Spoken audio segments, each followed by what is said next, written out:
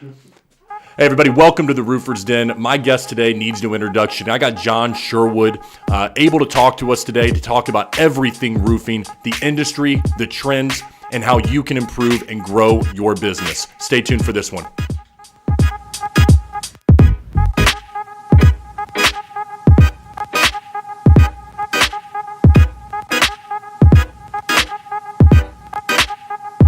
Congratulations. I really appreciate you taking the time to be here today, man. So for those of you who may not know you, can you give a little background on who you are and kind of how you came to be in the industry? Sure. I've been in the industry now for about 13 years. I originally started in the Denver market. In that market, I had formed a company called G2 Roofing and Construction with a partner. And I built that company, branded that company. And I was at a place where I was like, okay, I'm either going to need to stick another $500,000 in it to grow to the next mark and take it to predominantly commercial, or I could offload it and find something else to do. So I ended up in September 2016 selling that company to the regional operations manager, John Mansville, Robert Marshall. So that was a good move for myself and my partner. In the meantime, I was going back and forth between Denver and Dallas because I was attacking that commercial market. And there's obviously a lot more commercial opportunities in Dallas because it's 3.5, 4 times the size of Colorado. And there's a lot more low slope opportunity there. And obviously everybody knows me as a chemical restoration guy with the foam and the fluids. So I took a position there as a VP with a company that wasn't doing much roofing, but had a commercial presence, blew them up to number 15, the top 150 roofing companies, and then took a president's position and then realized that, I'd outgrown that company, put my stamp on it, gave them my blessing and said, okay, let's just kind of brand myself. In branding myself, I've come across some consultant agreements and grown commercial divisions for some of the large residential operations, like last year for Priority Roofing, talking to some of the other ones right now, which I can't disclose due to NDA. And then was really branding myself. What happened branding myself is it was actually when the storm 3 years ago, and I went specifically to hear and see Gary Vee. Gary Vee stands up there and he talks about documenting what you do and giving away what you do, the value at absolutely no cost. And he had something that really resonated with me. He said, there's one man in here or one woman in here that's going to hear what I'm saying and actually apply this to their business and really stay consistent with it. So I feel I was that one individual. Maybe there was one or two more, but I went in it all in. Videographer, media team, didn't even have a Facebook until then, and just went all I could do in it. But the thing that I liked about it is I generally have a heart and a passion for the roof industry. And that's when Roofers Helping Roofers developed. I ended up getting the honor and the privilege to be on the board for Roofers in Recovery, and just doing what I love ended up turning into its own brand. So now we have Roofers Helping Roofers, which is national. I do independent consulting, workshops. I'll go out there in the field, put on other contractors' shirts, represent them, help them procure contracts, and then do complete turnkey commercial installation or restoration for them. Then the other side of the spectrum, I'll have some of the titans in the industry, maybe like a Northwest and a Paul Reed or a Triangle DJ Contractors or a Select Construction, who don't need me to teach them. They have it dialed in, they're doing large numbers, and they're just looking for turn and burn, very aggressive turnkey solutions on my niche being the foam and fluids, and I knock those out. So I have clients on both sides of the spectrum, and during all that, some keynote speaking and different workshops and classes like I was talking about, and that developed into Roofers Helping Roofers. And then I independent when it comes to foam and fluid on a national level. Plus I work with subcontractors, because dragging the rigs and the equipment around the United States, depending on how many miles away it is, can be, pretty detrimental on our equipment. So this requires partnerships. But my whole life and career is based off of celebrating other people's wins. That's awesome, man. One thing I appreciate about you, man, is that there are some influencers out there, whether it be in the roofing industry or others, they've never walked the walk. One thing I like about you, man, is you've been there. You've done the roofing industry. You've been on the roofs. When you watch John's content, everybody, you're going to see him up there on the roofs himself. This is not done from an office somewhere, not on the ground floor. This is a man who gets out there and gets his hands dirty actually doing it. I want to talk about your success over, though, the past couple of years. Do you find that for yourself that there's been some stress that goes with that added exposure, that, people are following you now and looking to you for advice and the things that you say? How do you deal with that right now? Because there might be somebody dealing with it out there. Maybe their company is taken a big leap in the last 6 months in a positive way, and they're dealing with some success that maybe they haven't dealt with before. Can you give some pointers into maybe some of the things you've been able to do to keep yourself grounded? Yeah. So, entrepreneurs, whether we're roofing in the roofing industry or not in the roofing industry, we're still entrepreneurs. And entrepreneurs that are successful tend to fail their way to success. So the first thing we have to remember is I'm where I'm at because I paid so much dumb tax that I get it now. And now because I paid that dumb tax and I can make sure that every time I go to speak or I talk to other companies or do workshops, I'm not doing it for me. I'm not that important. My pride and ego may try to get in the way, but I'm just not that important. I'm doing it for them. And the thing that I've learned about the entrepreneur is the entrepreneur finds out what is working quickly. Well, the only way to find out what's working quickly is to try things, find out what works, and implement them. In that, trying different things, what works for one man might not work for another man's business, so there'll be failure in it, and that's how you fail your way to success, trying what's going on. So, my tip to them is, depending on what they are in the industry, if you have eyes on you and people are watching you, watching your videos, listening to you speak, we're men, we're women, our pride and our ego, it's going to get in there. You have to remind yourself, this isn't for you. You're not up there because you're just so important. You're up there because you were successful in what you're doing and people want to know how you got there. And unless you have a heart and a passion to help them, you have no business being up there, in my opinion. And then from another standpoint, when they start to do well financially and they're starting to touch numbers that they've never seen before, then what they have to do is they have to make sure that they're running their business sustainably. And sustainably being like, if you were to taste liability on some commercial project, you're just getting into it, can you handle that liability? The people that you're bringing on to scale, can you afford to pay that 12 months out of the year? Is it going to be sustainable? So they're making sustainable business decisions. And as they're touching those resources, the business comes first. There's no better investment than investing back in your business 100%. Than there is anything else. And you keep the business moving, and then it's always going to come first. Yeah, I couldn't agree more about, investing in the business. But one thing I wanted to get your opinion about is, kind of a trend in the industry and marketing. I think, if you would rewind 10 years ago, you had things like SEO and paid advertising that, in my opinion, were very important. And they continue to be important today. But I also believe now more than ever, people appreciate genuine individuals. They appreciate organically people that are out there doing it. And people who actually give a shit. And they show that with who they are day in, day out, with their clients, with the people they interact with. I think people can now smell a little bit of the BS, if you want to look at it that way. And they gravitate towards more of that organic, let me get to know somebody over time. Let me follow this individual because I identify with who they are. Would you agree? Yeah, I agree 100%. I feel that our industry is in almost a groaning stage. And I feel like it's looking for leaders of what is right and not followers of what is wrong.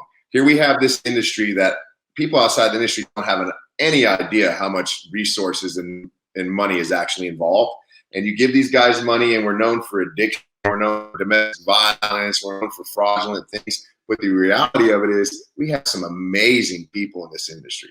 I've met some of my closest friends, closest mentors in this actual industry, and there's great people. And when I've seen tragedy happen, I've seen this industry come together and do remarkable things. So what I think is, as these leaders begin to rise up, people are looking for that. And they're going to start following this remnant of people that are doing things that they do the appropriate way. The plus side of that is everything comes from the head down. So as these leaders tend to walk out what people are wanting to see, those that are doing other things may tend to follow that trend. And I see a time where this industry is going to take a little bit different on how people perceive it. And it's going to be a better industry overall, from the conferences to the content to everything that's going on. There's going to be stuff going on that's in anything, but roofing contracting for the most part has had kind of a bad rap for a long time. And that's not necessarily the case. That's just the things that people focus on. You know how it goes. You do something great, one or two people know. You do something bad, everybody freaking knows. It's no different with anything else. But people are looking for genuineness. The other thing that people are looking for is they're looking for people that they feel truly want to help them. They're looking for people in the authenticity that they're saying, hey, this guy's doing it because he really wants to help me and he's giving me value. And when I try the things that he tells me to do, I see return on my time, which is an investment. Time is money. So people are looking for stuff they grab hold to that they can see in a quick, minute and a half, 2 minutes, apply it to their daily business and see results start to happen directly after doing that. I couldn't agree more. And I had a sales rep the other day to kind of tell you a story. And he said, I've been working this deal. I've been doing all this stuff for this person. I did some market research for them, and they still haven't gone with me. And I said, well, you're doing something with an expectation of getting something in return. That's not giving to anybody. You're trying to indent that person to you so that you get what you want. There's a big difference between giving without expecting. And Gary Vee speaks about this verse. Let me do this for you. So now that you feel like you have to do something for me, which I think is a lot of it that what's out there. But I want to kind of flip the page a little bit to something that you mentioned. And I hope I know we didn't talk about this before, but I had my battles with Coke, a lot of cocaine usage in my past. And it was something that I really struggled with. And I want to take an opportunity to once again tell the roofers out there, it is something. Drugs have been a part of the industry, and you're not alone. I think there are groups out there, and Jonathan, maybe you can kind of speak to it if you're aware of any, that are there to help individuals. And it's crazy to me. You talk about being genuine, John. The main video, the video I put out there that has gotten the most views and comments is with my struggle with addiction. And I think it's because so many people out there can relate to something like that, especially in this industry. And it's kind of the elephant in the room that unfortunately doesn't get talked about. But I believe that as good people, we need to step up and start to help one another. Yeah, absolutely. So let's talk about where folks in the industry can go for relief or recovery or for help. And, what I always say, it's one of my favorite parts in recovery is it says each day recovery begins when one alcoholic addict shares experience, hope, and strength with another alcoholic addict. And it is so true because nobody's going to relate with you unless somebody that's actually been through it, and then a connection is formed. What you do with that connection comes into what you put in with the work. So we have a program called Roofers in Recovery. The president and the vice president is Paul and Kim Reed. And then we have two others on the board. It's Eric Obrent with D&M Roofing, and then myself. That program was completely formed to do a few things. One, to vet individuals that are truly in need of rehab, but don't have the finances in order to go, and to do sponsorships and pay for their rehab, and then get them into a program after that to work the steps and get them recovered. Two, we have a Roofers in Recovery meeting every Tuesday night on Zoom at 8 Mountain Standard Time. You can go to the Roofers in Recovery Facebook page. We will not accept anyone unless they answer the questions. There's like 2 simple questions. Do you want to get sober? How long have you been sober? We got people that aren't sober, and we got people been sober for 30 years, but you got to answer the 2 questions or we don't allow it on the page. Then you'll get the Zoom invite every single Tuesday. You can go on Zoom. We usually have anywhere between 15 to 25 people in the industry, men and women in there. We've seen guys that have got in there with us from the beginning or still sober at that time. So we're seeing a lot of really cool stuff. The other thing that we do is we will give resources or funds to different things. Unfortunately, we had a tragedy just last weekend, and we had a young man who was sober and in a sober living house and working the program that everybody had a heart for in the industry. And, from what I've seen over all the phone calls I've been involved in, he just left his mark by being a positive effect on everybody's life that he touched. And we are donating some money towards funeral expenses and to his family through a GoFundMe. So, we can be financial support, we can be eating need, we can help them line up sponsors, and we can get people in rehab. So there's a lot of different things that we offer there with the Roofers in Recovery. So let me make this pledge to you then right now, John. My Claims Care, my company, could we sponsor? Could we get involved? And how do we make that happen? Do I just need to contact you directly? Able to DM you? Because I'll make the commitment to you right now. We'll get involved to help some individuals within that group. And we'll talk about that, and I'll get you lined up with Paul and myself, and we'll show you what there are as far as opportunities. And there's always room to help. Man, we'll do it. We're in on my end, so I'll tell you that right now. Let me flip it over to some of the. You travel across the country. You meet with different roofing contractors from coast to coast. I've seen you make some of your keynote speaking. Can you talk about some of the struggles that you're seeing from contractors across the country? Is there something that sticks out in your mind, and some advice you may have for them to overcome what they may be experiencing out there. Some questions maybe a repeated question you continue to get during your travels. Yeah, so I get a couple questions everywhere that I go, and one of them is, how do I get into commercial roofing and how do I create the opportunities? I think everywhere I go, whether it's a Zoom, phone call, I'm stepping off the stage, somebody pulls me off. Hey, how do I create these opportunities? How do I get started? So here's what I found, and this is just my experience, what I tend to be the easiest way to get into commercial. So one, you can't just go from residential and then start doing 200,000 square foot roofs. It takes a little liability. It can put you out of business if you're not a company that's up to that capacity. And it doesn't work the same as the residential. So guys that have these large roof systems like what you see me do, they don't sign over an AOB, AOC and let you take a claim. That's not how it works. They have PAs on staff, people they know. They buy those buildings to make money off of them, especially like in some of the #1 collaborative states. They're Colorado, Texas, or Kansas, Oklahoma. They wait for that hail to make money off that building. They'll have a PA come in, and then they're going to look for a gentleman like myself to give them an aggressive retail price within market rate, and then turn that for them very quickly. So you're not getting that huge profit margin that you're used to when you're pencil whipping residential roofs. Mm-hmm. So I tell them to do what's going to be easy way to transition, because most of our company is insurance claim restoration. So I try to keep it on that path of what they're used to. Yep. So what I'll tell them is look for owner-occupied small businesses and small standalone churches. Here's why. They tend to be 70 to 150, 200 squares. The decision maker is usually on site. It may be a dental practice, chiropractic practice, laundromat, dry cleaners, or church. You can meet with the decision maker. It's their baby. They want everything done. They'll usually let you take the claim, and you can facilitate it like a residential.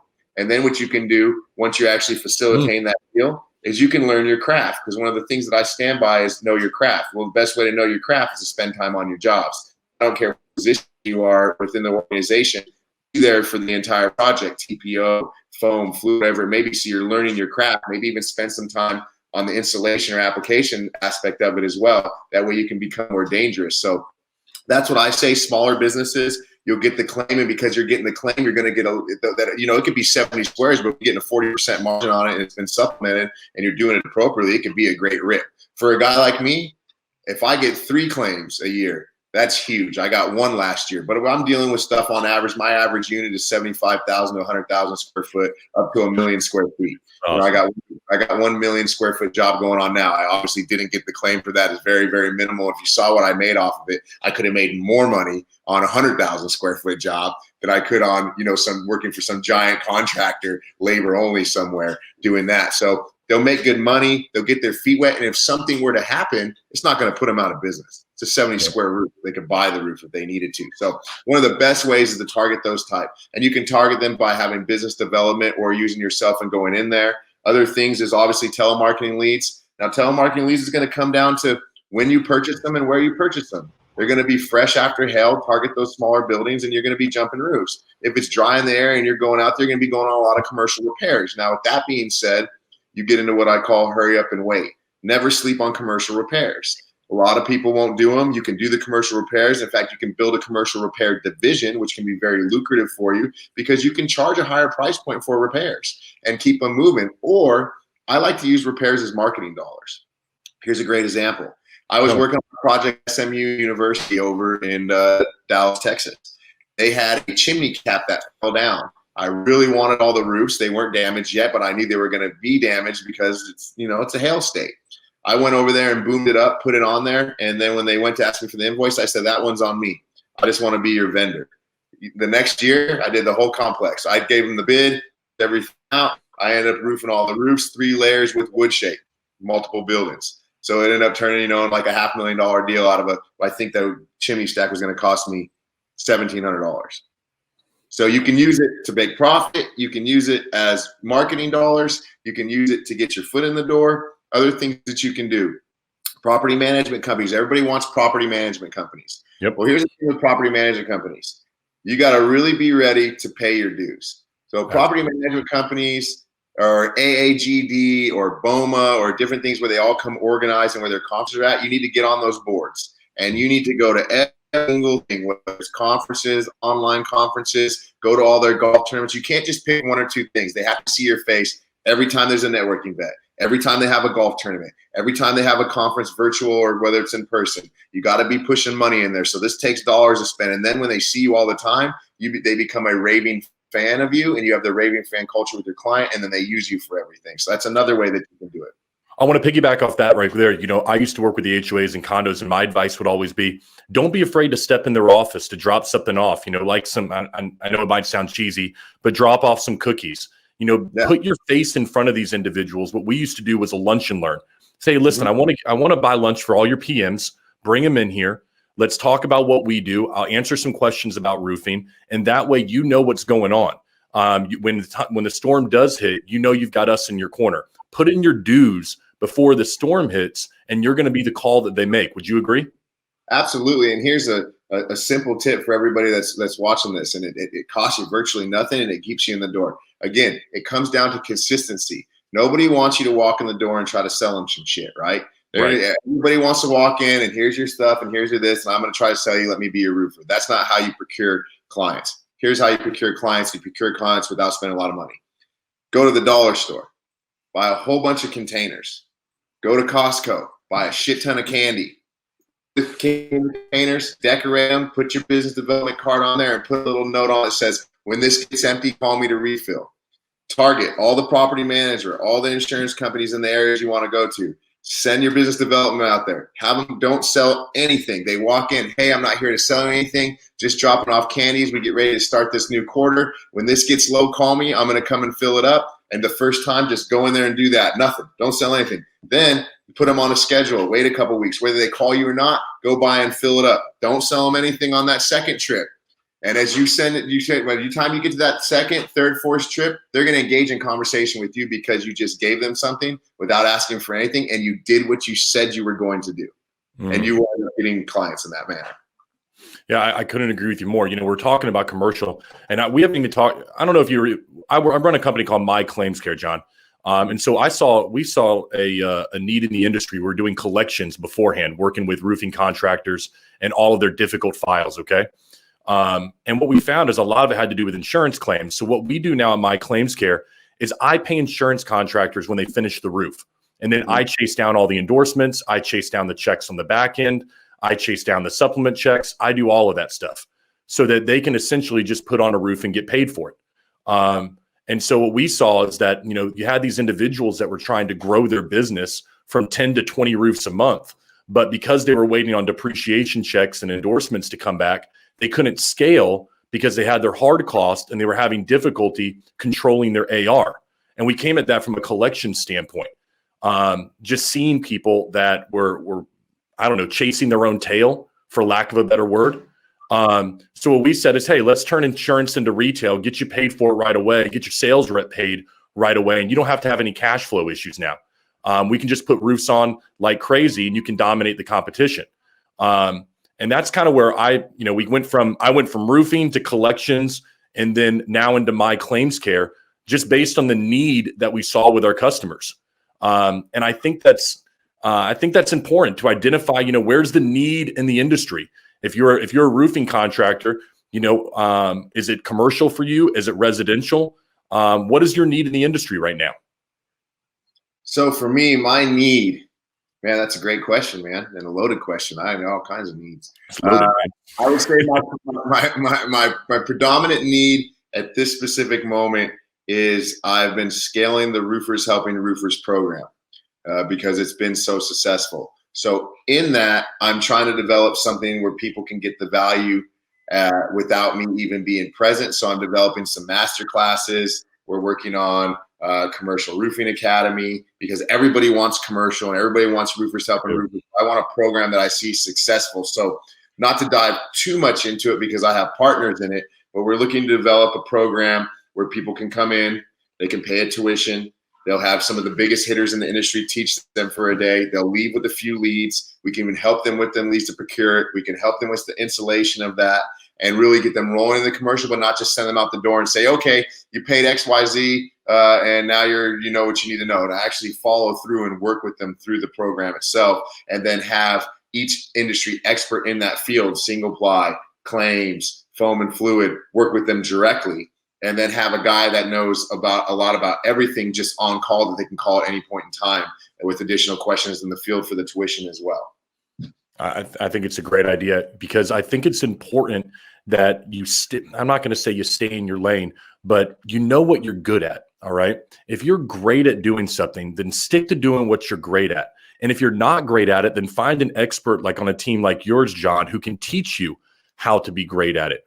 I see a lot of roofing contractors, a mistake that I see them make is there are any number of people on Instagram, Facebook, all these social media platforms that will take your money and they'll say, for $2,000, I'm going to turn your company around online. And, you know, I see, unfortunately, these roofers who are making maybe $1 to $3 million a year, and they want to turn that around and go, okay, I'm just going to give this guy my money and he's going to turn it around for me. It's not the way to do things. You need to get involved with a group like yours where you have experts in the industry that can garner long-term success for your company. And I think that's what you guys are trying to accomplish, which I think is amazing, is, okay, how are we going to build your company, not just this year, but how are we going to scale it for the next 5 years? Mm-hmm. Yeah, I agree with you 100%. You know, that's what we wanted to do. We want to build something with, like you said before, that people can trust us. Mm-hmm. And that we can see it through. So it's not just a, hey, you pay the money and now you're going to be an expert in the commercial, because the reality of it with the commercial is it's not going to come quick. It is a hurry up and wait type of thing. So we want something where if they're going to make an investment, the investment just isn't for the initial 1, 2, 3 days of tuition training in the actual academy. It's for the entire year. Yeah. It's for the entire year to help them procure contracts, make a decision, staff the company, talk to industry experts, have us out there on roofs with them, show them how we collect data, show them how we build proposals, show them how we close. And then once you've done all that, we still got to build the roof. We got to build the roof as far as getting it done correctly. We got to make sure that's got correct project management. We got to make sure that there's, pre and post job surveys. So we want to walk them through the entire thing, from A to Z. So I want to kind of turn that into 2021 here, obviously towards the beginning of the year. You saw out there from coast to coast, it was a difficult year for some contractors. Yeah.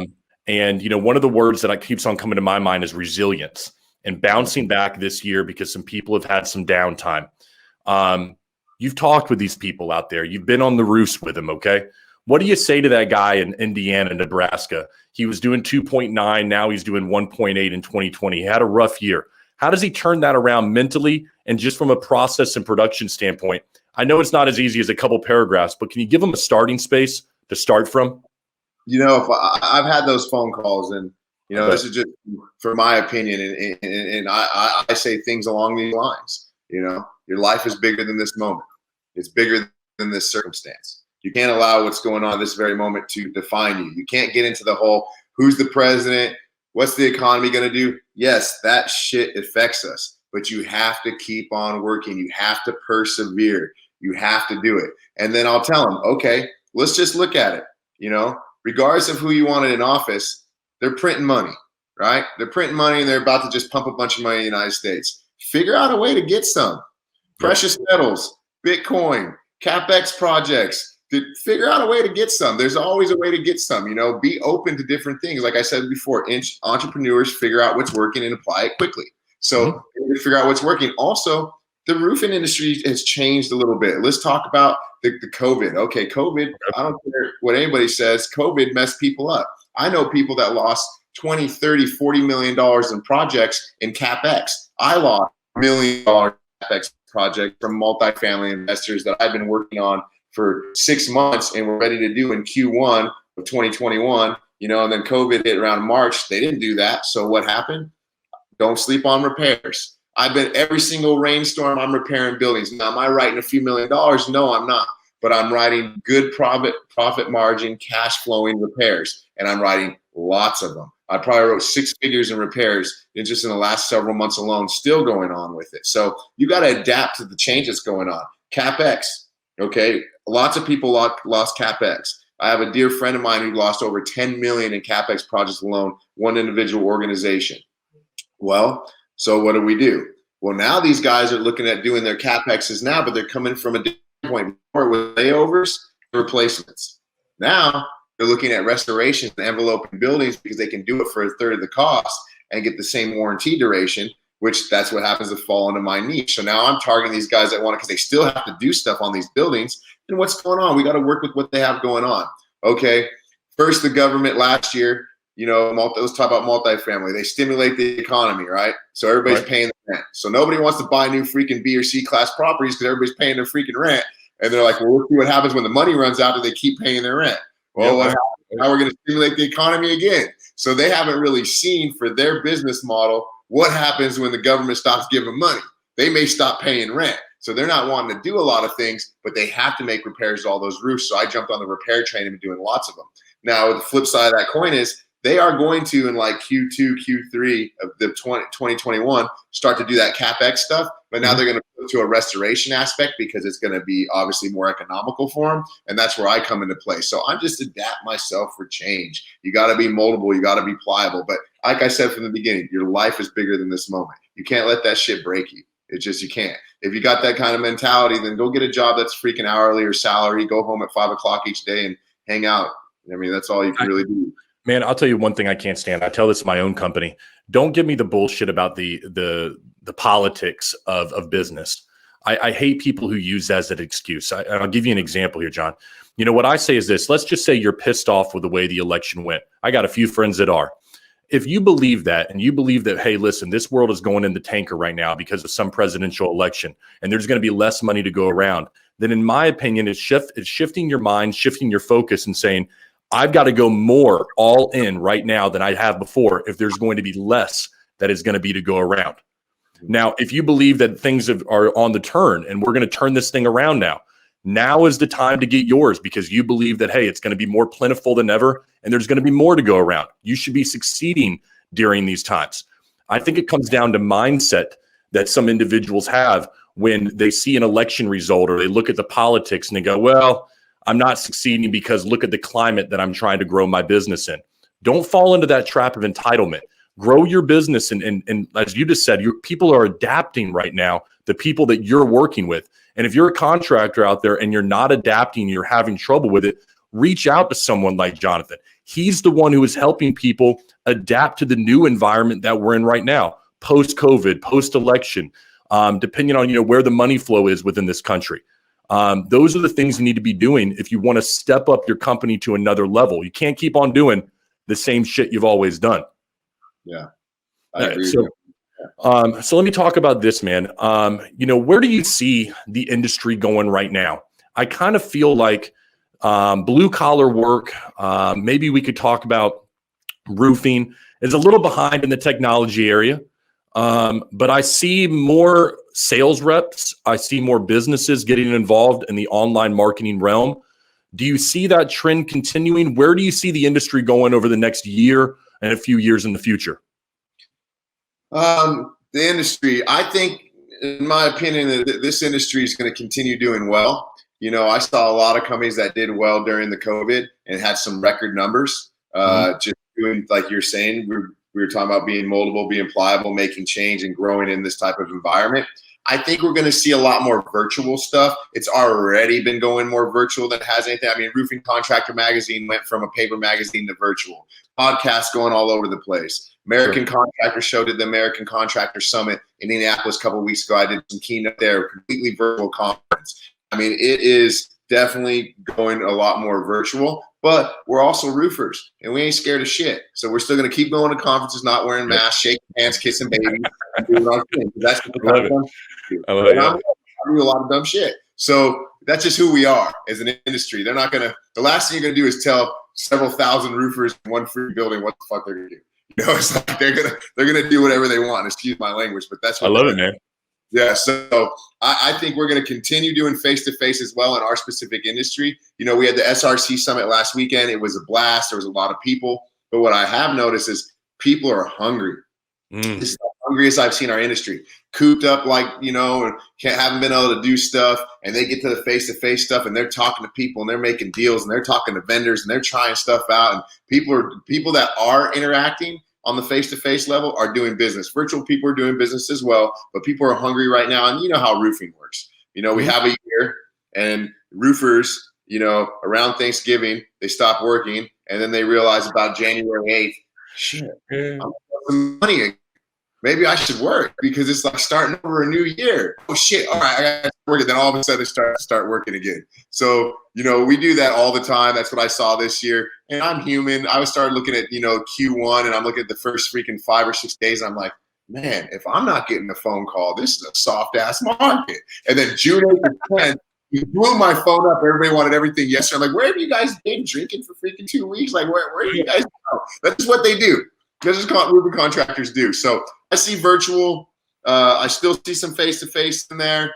I think that, as we were talking about a little bit earlier, I think there's going to be some leaders that rise up right now. I think we're going to see a change in the overall view of the roofing industry and the people in it. And I think we're going to start to get a better name. I think we're going to see, the thing that I like about this is whenever anybody, a group of people or an individual gets pressed, what comes out of them is who they really are. I think as the economy presses, as tragedy presses, as things go on, we're going to see the roofing industry press, and we're going to see how good we really freaking are. And we're going to see people rise up and do the right thing and help people out and make changes. So I'm excited for that.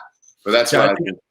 I couldn't agree with you. I'm sorry to interrupt you there, but I couldn't agree with you more. One thing I think you can't make the mistake of right now, if you're in the industry or just in general, don't make the mistake of not putting in the effort. I think that's something that, because there may be a transition over to a digital landscape, that people may think, okay, if I just put out these videos, if I just do this, the business is going to come to me. You still got to put in the effort. You still got to make the phone calls. You still got to go out there to the house. You still got to be at your install. You still got to, as you say, give without expectation.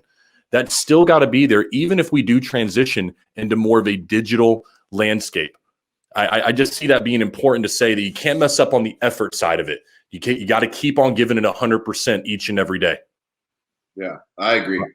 So I was talking with somebody, speaking of COVID, and I want to kind of turn the tables here a little bit to the sales side of the industry.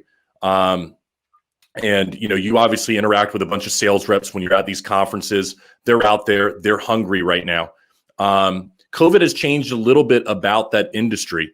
Can you say, I'm trying to think how to phrase this question, because I think that some guys I was talking with a few days, like Roof Hustler, I was talking to a guy named Sean Bryant, and I asked him about how has COVID changed the way that you do sales, like door to door. Have people, not been able to answer the door, they're afraid to let you in. And he corrected me. He's like, man, I love it. He's like, because these people are home. They're home and they're ready for me to knock on the door. And I thought to myself, I was like, that's the difference right there between somebody who's successful and somebody who's always complaining, because they get that they're using that as an opportunity. They're taking something that other people are looking at as a detriment. They're changing that perspective, adapting, as we say, and then using it to their own benefit. And I'm hoping you can kind of just speak generally to some advice for some sales reps out there that are knocking doors. Maybe they're not producing like they've produced in the past. Can you speak a little bit to the sales side, that door-to-door guy? Yeah. So I started in the industry as a door knocker. And the thing about the door knocking is being organized and being consistent, using some of the new technology that we have to show who you're knocking, picking the areas that you're knocking. But the whole thing with that is adapting. Like I like what the Roof Hustler said, they're all home. So if you go into the mindset knowing that everybody I need to talk to here, so it's coming up creative. Like, how do I get in the door? So here's what I would recommend. Okay, like during COVID, I was giving out $200 grocery gift cards and rolls of toilet paper every single day at random.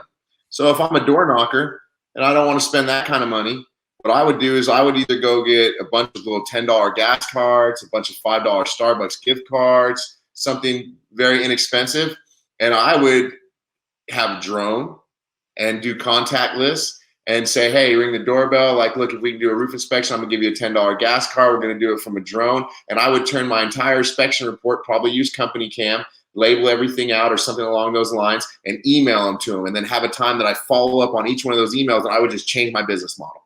And I would just hammer what I do. I would give them something of value out of the gates to get on top of the roof, not even get on top of the roof, but use the drone, even though I personally like getting on the roof.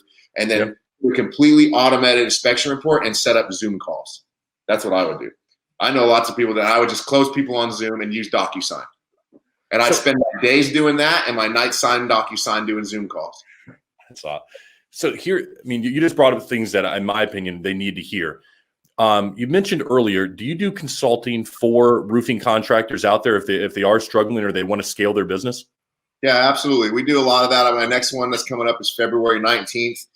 We do full day consulting, couple day consulting. We do individual. We do entire company. We do stuff where we work on company culture, core values, find out who they are, and then build them to help them scale. We do stuff where guys like, just teach me how to sell, teach me about different roofing systems. So I try to vet them and then tailor something that would work directly to them. And then we do stuff like with the Roofers Helping Roofers where they may have an opportunity. They call me, I fly out there, jump the roof, put on their shirt, show them how I gather my data, build a proposal, give them the comprehensive line item scope of work, help them doctor it to their actual logo, tell them what they should sell it out if it's retail to be aggressive so we're not just burning time and money. We can procure the contract, help them sign the contract with them and close it for them, and then do a turnkey for them on the install.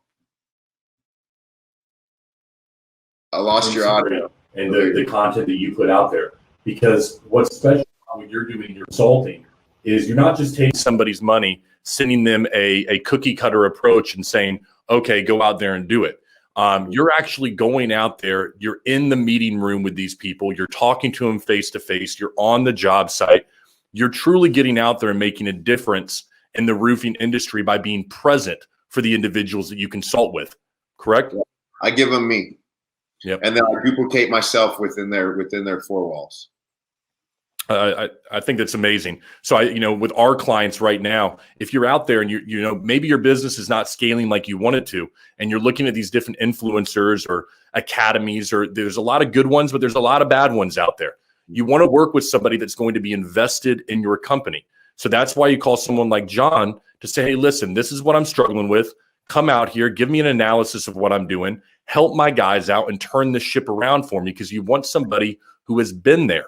You don't want to use somebody who's a 25-year-old kid who's just going to sell you the 10 best leads you've ever gotten in your life for, $2,000. That's not the way that you're going to scale and grow your business in today's world. Yeah, I agree.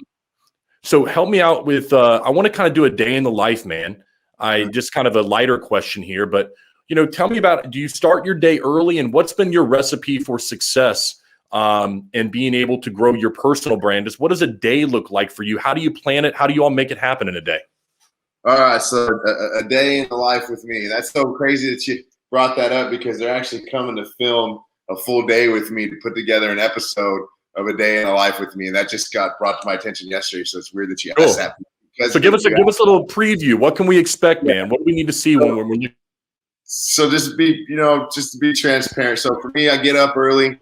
And before I look at my phone or I do anything, you retain better in the first few minutes of the day than any other time that you're up. So I put something directly inside of me, whether I'm a Christian, so maybe it's Christian motivational thing or the Bible, or maybe it's Les Brown or Tony Robbins or David Goggins. I have a lot of different things. Love David Goggins. Yeah, I do too. I'm not a fruit nutter flakes. I'm not some holy roller or anything like that. So I listen to whatever it is, that I mixed it up a little bit. Maybe it'll be something like that. Then I may read in my big book for AA, or I may do something like that. And then I'll spend some time meditation or prayer. And then once that stuff is done, then I start my day. And that usually starts with the gym. And then it'll go into answering my phone calls and doing different stuff. Then what I like to do is I like to find out what type of content is everybody going to see today? What are they going to see as far as my stories? What are they going to see as far as my standalone graphics? And what are they going to see as far as my videos? That way I have the idea of what I think would come in, because to be honest with you, what you think is going to work doesn't work, and what you don't think is going to work is going to always work. And I could do the best video ever 2 years ago and think I'm going to get 1,000 views and get 500, and then I could do a plastic monkey called Spoonie Love from Up Above and get 7,000 views and 3 people do roofs with me. So I don't freaking know. So it's like I try to be creative and talk to my media team and see what's going out. And then I look at, what do I need to do in the field? And then when can I make sure that I manage some time for proposals or office work? And then now, as I've gotten a little bit older and paid the dumb tax, I try to make sure that I, don't work into the long hours of the night every single night, and be present with my family for my children and do other things that I need to do for me personally, whether it's go to an AA meeting or, go do some fellowship with somebody else, or maybe just play a game of Madden or just dink around or something like that. But I try to make sure I don't just wear myself out. That's really what a day consists of for me. As far as the branding, man, I just look to be regularly honest and transparent. The thing about me is what you see is what you get. Yep. I'm a little rough around the edge. I'm who I say that I am, and what you see is what you get. And I just try to give people who I am. And my big thing, like I said, is I like to duplicate myself within other people. And then here's the bottom line. Business is steal shamelessly. If you see something that works, steal shamelessly. So I give it away and make it easy for you. So it's like steal my stuff, put your twist on it, do what I'm doing, go make money. Man, I think that you don't, I mean, maybe you do, but you should be given credit for that, because there's not a lot of individuals out there. As we've found some success with my claims care and working with contractors and organizations, everybody always seems to have their hand out. Unfortunately, I use that saying that no good deed goes unpunished. And I think that, people like you are helping to change the industry and how we look at it. That here, man, this is the mistakes that I've made in the past. Look, I'm not perfect. I've paid my dues in stupidity. So I'm going to help you, prevent you from making those pitfalls. Mm-hmm. And all of us doing that together raises the whole, what is it? The tide raises every ship type deal, whatever. I can't remember the saying. But it raises all ships. And I think that's what we need in the industry. And my team, we watch your videos. We like the content. Because it brings value to our day, not just, maybe not just in sales, but just outlook on life, man. And I hope you continue to bring that value, because it does affect people's life when you give without that expectation, which, you are doing each and every day. Yeah, I appreciate it, man. Like I said earlier, it took me a while to figure this out, just because pride and ego, and everybody struggles with it. I'm just not that fucking important. but what I like to do, though, is just give away what's been given to me. And the cool thing about that is when you do that, this is a relationship business. Our industry is a relationship business. So it comes down to what's saying, dance with who brought you. I give all this stuff away. I don't make people sign anything. People are like, oh, you need to get this, you need to get that. Oh, how do you know? And people just do deals with me. I don't even have to try hard. They just call me, hey, I have 100,000 square foot. I have 200,000 square foot. I got an apartment complex of 80 buildings. I got this. Oh, I'll just do it with you, man. Yeah, no problem. It just works for that. And that works for me. And that's the Gary Vee model. And it really works for me. So, yeah. I mean, I like it and I appreciate it. But, I'm just trying to just give back what's been given to me. That's all. So I think as we're wrapping it up here, what I want to do is what would you tell someone who wants to get involved with you, with your consulting, with your groups? Should they reach out to you via Facebook, email, LinkedIn? What's the best way for someone to reach out to you and to get involved? So for two things. So the first one, best way to reach out to me is send me a direct message on social media. My media team will get it. Sometimes I check them myself. Like I've just been communicating directly to you, but somebody will get back to them, and we'll talk to them and make sure we at least speak with them and see kind of what's going on and see if we're a good fit, or if I'm not, if I can at least leave them with somebody that may be a good fit in their area. I like to give them something. The other thing that I want to leave with everybody is I like to give away, whenever I do a podcast, 4 successful tips on how to be in commercial roofing market and how to sell those roofs. And it comes down to know your client, know your craft, set expectations, and slow down. So if they go to roofershelpingroofers.net, and you go to that, it will take you to a 15-minute video on YouTube. It is absolutely free, and it'll give you a segment on that, and it'll help you with those 4 things that I just talked about. Roofershelpingroofers.net. Yep. When we put the video up, we'll be sure to put the link below so that any individual can go see that, get these tips, watch the video, learn. Don't have to make the same pitfalls. You can be ahead of the game by listening to everything that Jonathan is doing here. I want to give one final shout out to you. Where do they need to go to vote for you for SVG awards? Is it just go to the website, and what award is it again, so we can make sure anybody can vote for you? I appreciate that. It's been an honor to be nominated for that, and I mean, like anybody else, I want to win. So I know you do, man. I'd love them to go on you can go to the SVG page or the winthestorm.com, W2S.com. You'll see the nomination. You put in your name, not my name, your name, your company, your email, and your phone number. Then you'll scroll down. I'll ask you, are you going to win the storm? Yes or no. Hopefully you are. If not, we understand. Then once you've done that and you hit submit, it will take you to the nominations, and it will be thumbnail photographs of each nomination. I will be the third one down for Best Marketing Industry Entrepreneur. You'll see my face there. Click that. You know, if they're on there too, I recommend voting for Commercial Contractor of the Year, good friend of mine. There's a lot of amazing guys on there up for awards. And then go all the way down the bottom. You do have to select one for each category and then hit submit. And that helps out quite a bit, and I really appreciate that. Hey, contractors, if you're out there listening, take 2 minutes, go there, put in your information, vote for Jonathan. The man deserves the award. I appreciate you taking the time to be on the Roofer's Den and come in here and speak with me.